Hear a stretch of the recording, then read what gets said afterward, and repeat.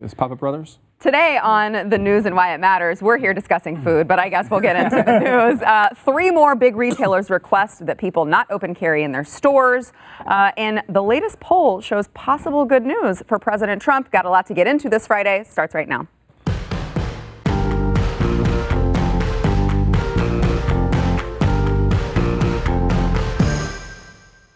Welcome to the news and why it matters. I am Sarah Gonzalez, today joined by the queso connoisseur himself, Stu Bergier. Thank you. That's actually how I would like to be known.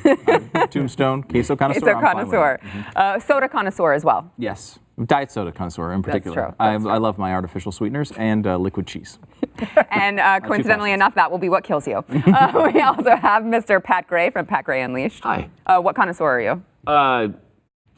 Ice cream. Okay, all right. That's a good one. Mm-hmm. And Mr. Jason Buttrell?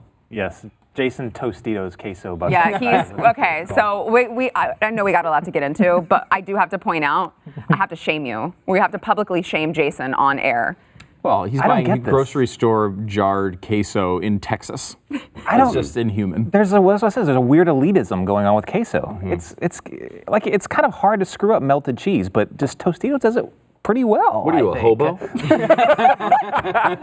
It does taste pretty good when you heat it up under a bridge. Yeah. All right, before we get into it, we want to thank our sponsor, American Financing. If you are looking to refinance your house, you got a home loan to get, I don't know, you went through a nasty divorce and now you're trying to get your ex-spouse off the title. I don't know your life. What I'm saying is you got to go to American Financing. They have salary-based professionals. They're not commission-based, so they're not looking for what's in it for them, what's going to get them the best kickback. They really are incentivized purely by trying to get you in the best deal that they possibly can. I know, Stu dealt with them, and they went through everything, answered all of the questions that you had. Fantastic. They're great to deal with, and especially with a complicated thing like this, you need someone you can trust that actually can explain the stuff, that you can go to over and over again and say, hey, I have this question, this question, this question. They were able to walk you through all of it and get great rates and a great deal, too. Yeah, so you can go to AmericanFinancing.net or you can call 800-906-2440. So 3 more big retailers, this is like the new hip woke thing, is telling people not to open carry in their stores. First we had it was Walmart, and there was another one. Yeah, Dick's. Mm-hmm. And so now it's Walgreens, CVS, and Wegmans. Mm-hmm. Kroger. That was the other one. Mm-hmm. So now all of these stores, it's the trend now to not open carry in their stores. It is interesting, too, just getting into this whole gun debate, because it's coming at a time where, I know that the last shooting just took place. Obviously a tragic thing, but it seems like the retailers and the Democratic presidential candidates are all kind of using these shootings to push for labeling guns as terrible, evil things by themselves. Guns are killing people, not the people are killing people. And Bill de Blasio, did you guys see his exchange with Tucker Carlson? I missed this. I don't think so. Did you? You didn't tune in? No, anytime Bill de Blasio is on a television, I am not watching that television. Well, so usually I would say, okay, Bill de Blasio, whatever. He doesn't have a chance of making it to, the president, so who cares what he has to say? But I do think that what he has to say here in this exchange is important, because I think it's very telling as to what all of the Democratic presidential candidates feel about gun control. Watch. We cannot have assault weapons in our society. We've seen the devastating impact. They need to be banned. And that means, by definition, you don't leave millions and millions of them out there. The buyback's the obvious approach. Do you have a definition of assault weapon? I mean, because a lot of deer rifles would qualify as an assault weapon. Look, would those be taken too? I think the fact is that I'm someone who understands under the Second Amendment there are going to be plenty of appropriate weapons that people can use for self-defense, for hunting. If they're sportsmen, if they're marksmen, there's all sorts of weapons that still would qualify for people to have. But the military-grade assault weapons, those just don't belong in the hands of everyday people. Would you subject your bodyguards to the same limitations as other American citizens? Again, Tucker, I respect you, but that's a question that makes no sense whatsoever. You have sworn law enforcement officers. Of course it does. If I can't have, of course it does. I've got a family just as you do. I have a lot of threats against me just as you do. Hold on, slow down. You get free bodyguards. No. I don't. No. You have bodyguards living at your house. No, me. By Mr. definition, Mayor, if you're a you've got bodyguards living at your house. I know some of the bodyguards living at your house, okay? And they've got magazines that I can't protect my family with. Right. Does that bother you as a champion of the little guy? Tucker, someone who serves in public service for a limited period of time, and in the society we're living in, I hate to say it, but public servants are vulnerable to violence in a different way. And our law enforcement A lot of us are vulnerable to violence. Absolutely. I spent my whole life until very recently. But I don't care about you. An average citizen with no different protection than you or any other American for a very brief period of my life. Well, how about when you leave office? What a douchebag. Pretty telling. I mean, can you imagine anything more elite than, well, I deserve to be protected and have bodyguards protecting me, but the little man doesn't deserve that. That's unbelievable. That's unbelievable. And he said, well, there's plenty that you can have for hunting or target practice. That's not what the Constitution is about.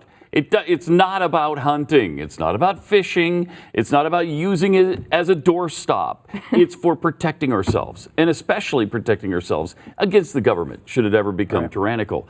And that's where an AR-15 would come in pretty handy. Yeah. I mean, I don't know that it's ever going to happen in the United States of America, but that wasn't the point. It's in case it does, you're ready. Could there be an invasion from a foreign power? Yes. Do you want your citizens armed then? I would think so.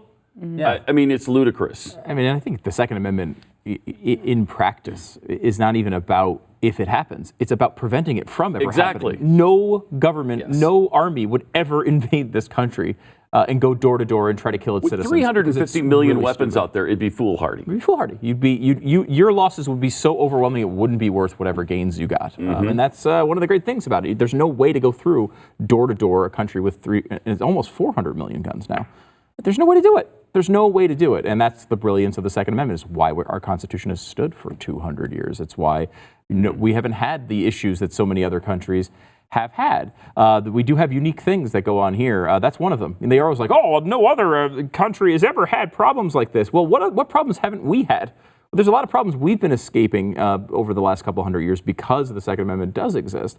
I mean, look, de Blasio has no chance of winning. But the thing that is interesting about de Blasio is he doesn't mind going as his belief is, if I have a chance, I need to go further left than even Bernie. I'm going to admit all the stuff that we all talk about behind closed doors. And that's why he's a very valuable guy in that way. And his elitism shows, right? I mean, the idea that the average person should not be protected the same way as our elected officials is really revealing. It was almost so obvious it was not even worth a comment. Of course, I'm a politician. Of course I'm protected. That's unfair to compare. Now, look, I would say that there's look, Tucker Carlson is a major right-wing, person in the media in this country. He has massive issues with death threats. We've seen what Glenn has gone through over the years. We've all had death threats. Death threats is like a part of this job. And some of them are more real than others. Surely Bill de Blasio has issues with that as well. But I mean, we have to pay for it. Or we get to just protect ourselves, which is what the founders intended, and they want to take that right away from us. Yeah, so much to unpack off of that. First, I hate it every time they say military grade. Yeah. Makes no sense. There are no military grade. I don't even, for whatever that even means. Yeah. We know he's talking about AR platform rifles, which were civilian rifles from a civilian company. That was made to sell to civilians. The military was like, hey, that's pretty cool. I think we'll use that too. They act like it went in reverse of that, which is not what happened. To this day, you'll still hear people on social media or wherever say, come on, it's AR, it means assault rifle. No, it doesn't. It does not. It's Armalite Rifle, which was the civilian company that actually made the plans to begin with.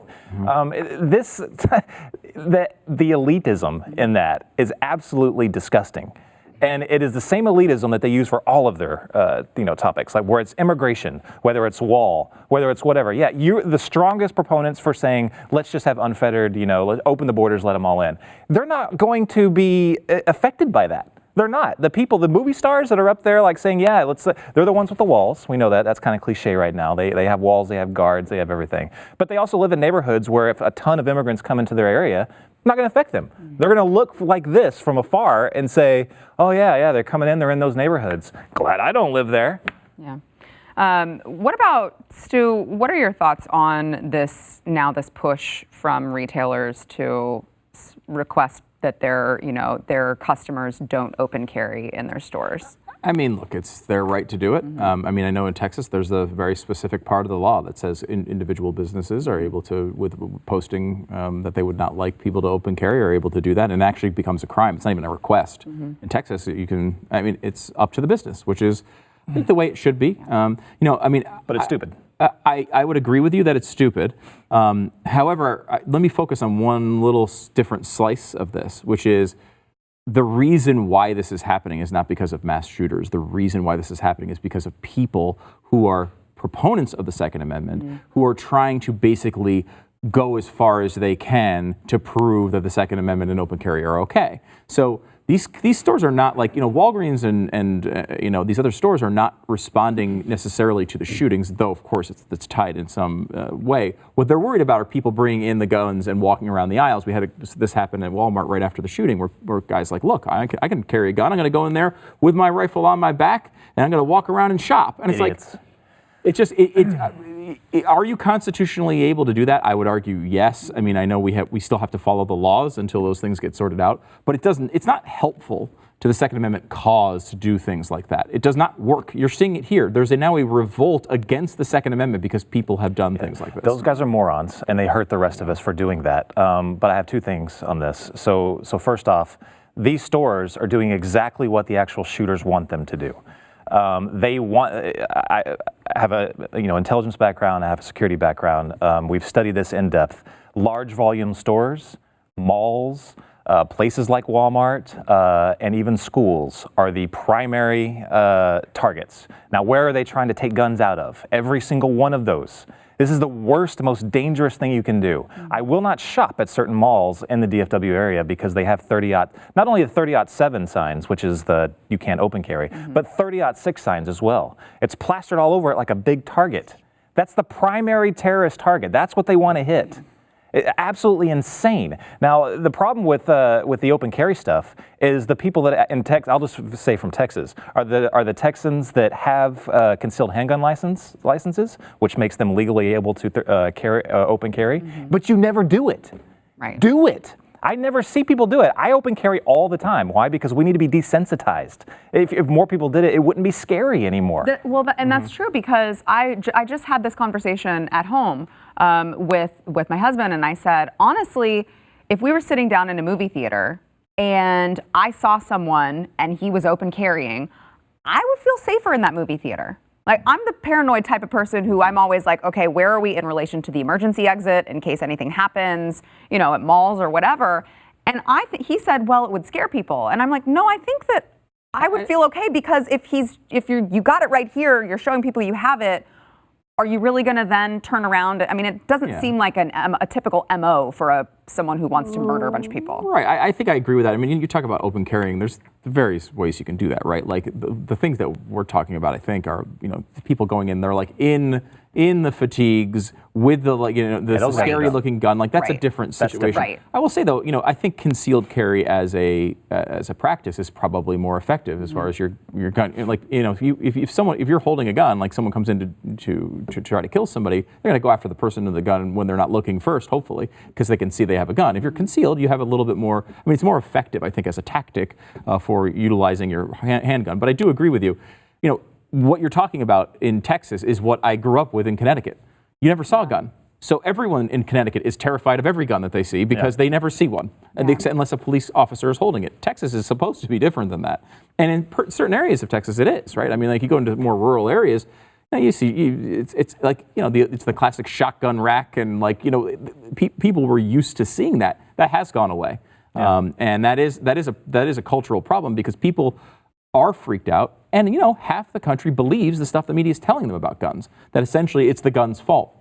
And when half the country believes that, of course they're going to get scared. Yeah. The fact is, though, almost nobody does that. When was the last time you saw anybody at Walmart right after the shooting. Open carrying. I mean, we saw the video of the guy do it right after, but I have never once in my life, and I've lived in Texas now between our two stops here for 16 years, I've never once seen anybody open carry in a Kroger or a Walmart. It's just it's a straw man problem. But do you agree? Do you agree with Jason that maybe we should see more of it? But let's clarify. When I say open carry, I mean a handgun, like on your hip, right, like you would see, holstered, not the idiot that has an AR-15 strapped in the back. I don't have security clearance like Jason does, but I do have a Blockbuster video card. Oh my God. It's not usable because I'm not anymore. But I don't feel qualified to answer that question. Actually, I think defer to Jason. I think they're trying to make a point, and it's kind of irritating to me when they do it. Yeah. Like the guy right after the shooting. That was a terrible time to do that. Right. He's just being a smartass. Yeah. And you're creating danger for all the people around you. But I think, but what we need to like stop. There is this, they're trying to vilify the gun. That's what they're trying to do. Yes. We need to be desensitized in a non-threatening way. Open carrying, if if legally can do so. That's what we need to do. People have concealed handgun licenses and they don't even carry concealed.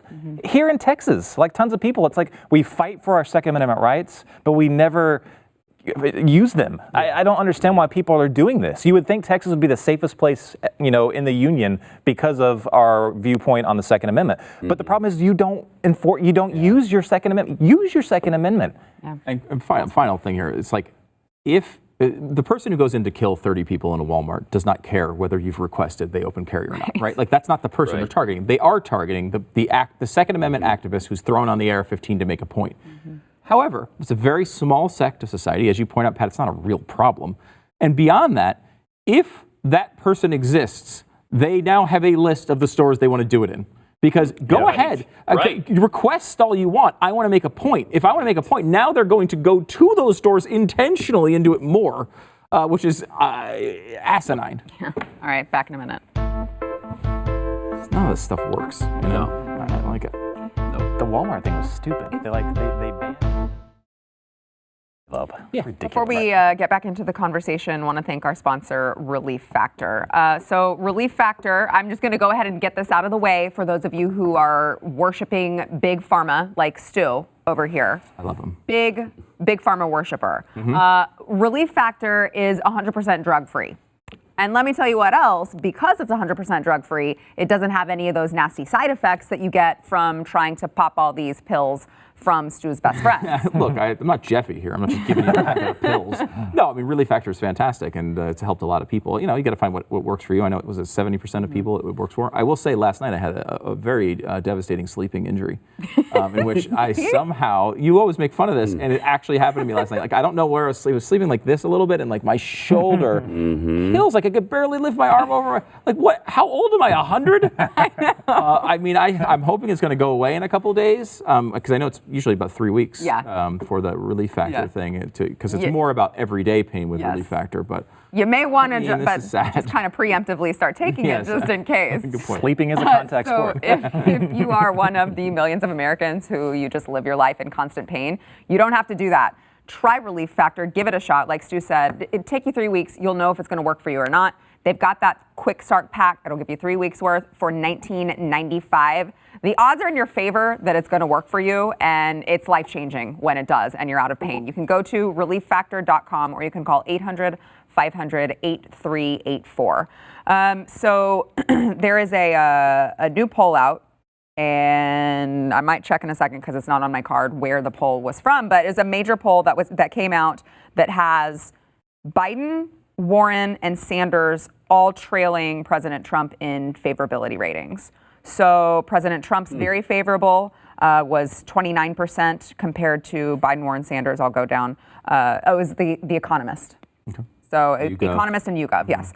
Biden was only at 17%. Warren was at 20%. Sanders was at 18%. And then favorable as well, Trump was at 43%. Biden was at 40%. Warren at 39%. And Sanders at 41%. It's interesting because it seems like maybe the more that the Democrats talk, the less appealing they are to people, maybe?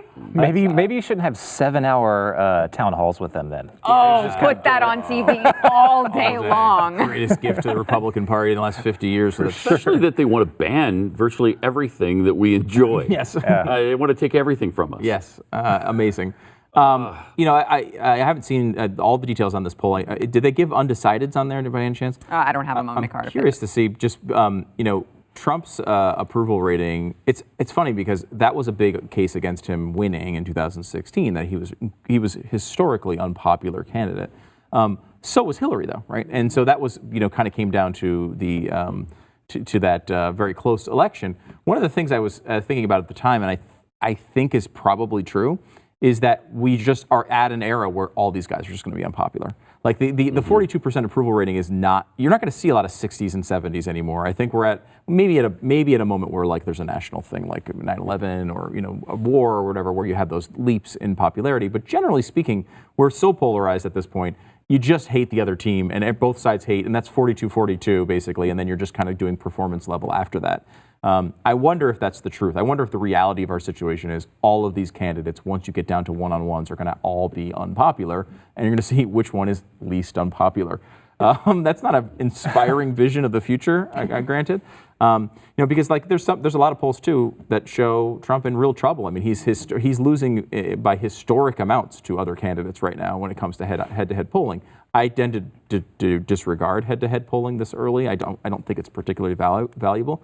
But if you're comparing it to past elections, you're seeing that incumbents, I think of the last 11 elections, 9 of the 11 incumbents were ahead at this point of their opponents. And the lowest, the biggest, I think it was Carter was the worst, and he was like -5, and Trump's at -13 and 14 against some of these candidates. It's problematic if that stuff plays out. My guess is it doesn't. It's going to wind up being when they sift out whoever they get on the Democrats and Donald Trump, they're going to come together. It's going to be a one-on-one battle. We're going to find ourselves in that same sort of Hillary Clinton versus Trump perspective where we're 42-42, and then they're sorting out the rest. And that's why, for Democrats, it's such a bad idea to put an Elizabeth Warren or Bernie Sanders up there. If they were to get a Biden up there, there's enough people in the middle and the right that might say, I might consider that they could win. But what's interesting about that scenario is, I agree, but like the way Biden is, because I think Biden's gone even crazier. Like he's shown, like we know that he's not a moderate, but in this primary, he's actually showing the people that didn't know that he's not a moderate. I mean, we're trying to one up the Green New Deal. Is it just to get the millennials to try and to steal some from Warren and try to steal some from Bernie? Is that what he's right? Like you want that hardcore activist Democratic left, because who's going to be in an Iowa? Who's going to an Iowa caucus and hanging out for hours arguing about an election? It's not your average voter. I mean, and that's a problem with the Iowa caucus in that format and the primary system in general. You're getting people who are only super active and focused, and generally speaking, ideological. I know that's how I vote. When I vote in a primary, I'm voting for my ideology, because we sit around and think about this stuff all the time. But Biden can't win if he maintains that course, right? Like, so let's say if he gets the nomination, he's going to tone it way down, I'm assuming. If he doesn't, he's screwed. What's great about this, though, is, like we said, the more they talk, I think the more people dislike them. I mean, you find out about their real policy ideas, and you see that they want to ban guns. I mean, Beto has just flat out said it now. He's hit the desperation point where he'll say anything. He is. But Elizabeth Warren has a plan to ban everything. She's got a plan to, I think, actually just accept the Soviet Constitution and just swap it out with ours. It'd be a lot easier than all of her plans. Wouldn't it? Just adopt that. They're already in there. Built in. Banning red meat, banning children across the world. Bernie Sanders' position on abortion is unbelievable. Yeah. He wants $200 billion to kill other countries' kids. I mean, well, they're just poor people. Right. What do we care about them? Right. Come on, we're America. We don't need to be concerned with poor children. Exactly. I'm back in a minute. It's amazing. That's what it sounds like. That's It's crazy. hard to take it other ways. Crazy. Before we head into overtime, football is back, Yes, which means so is more on trivia on Pack Ray Unleashed. Very excited about that, and we had our first today. Yeah. So if you missed it, go back and listen to the podcast. More on Trivia is back, and this time it's pissed. I don't know what it's so mad about. Is it? I don't know. I don't know what the deal was. But New England Patriots were projected to beat the Pittsburgh Steelers this weekend. So we'll see. We'll see. I can't remember, how did it end up last year? How'd you do? Well, Jeffy says 16-4. I thought we were 15-3, but we did well either way. It was really well. It was huge. Again, Like this shockingly accurate. should Shockingly be random. accurate. Should be 500 on these things, Yes. and you're not for some reason. No. Does not make any sense. So make sure to catch that on Pat Gray Unleashed, and we'll see you guys in overtime. Nice one for the Packers, by the way. Yeah. Last night.